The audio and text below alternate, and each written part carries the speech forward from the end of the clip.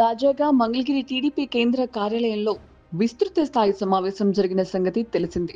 TDP అధినేత CM Chandrababu అధ్యక్షతన జరిగిన ఈ సమావేశంలో మంత్రులు, ఎంపీలు, ఎమ్మెల్యేలు, ఎమ్మెల్సీలు, జిల్లా అధ్యక్షులతో సహా నియోజకవర్గ ఇన్ఛార్జీలు, పరిశీలకులు సైతం హాజరయ్యారు.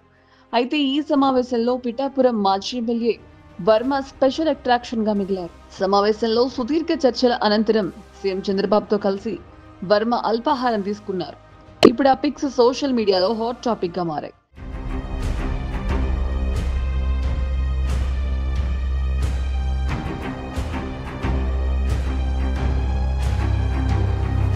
పిఠాపురం టీడీపీ ఇన్ఛార్జ్ వర్మకు పదవిచ్చేందుకు చంద్రబాబు భరోసా ఇచ్చారని టీడీపీ వర్గాలంటున్నాయి. రానున్న ఎమ్మెల్సీ ఎన్నికల్లో అవకాశం కల్పిస్తానని సీఎం హామీ ఇచ్చినట్లు వార్తలు వస్తున్నాయి.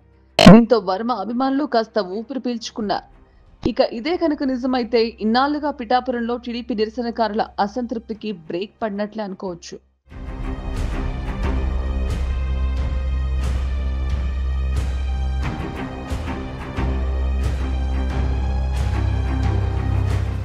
గత ఎన్నికల్లో పిఠాపురం నుండి జనసేన అధినేత పవన్ కళ్యాణ్ పోటీ చేసి ఎమ్మెల్యేగా మొదటిసారి అసెంబ్లీలో గెలుపొందారు.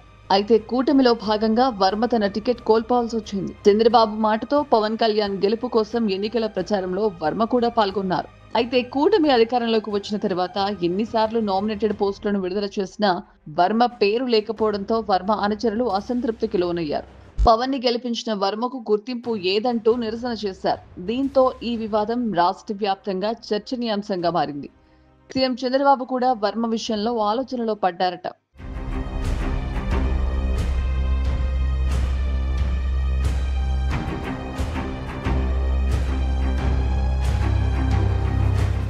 అసలే పిఠాపురంలో జనసేనకు వర్మకు పొంతన ఉండట్లేదన్న ఆరోపణల మధ్య జనసేన ఆవిర్భావం కూడా జరిగింది. ఈ నేపథ్యంలోనే పిఠాపురంలో పవన్ గెలుపుకు కారణం తామేనని ఎవరైనా అనుకుంటే అది వారి కర్మ అంటూ నాగబాబు చేసిన కామెంట్స్ తీవ్ర వివాదానికి దారితీశాయి.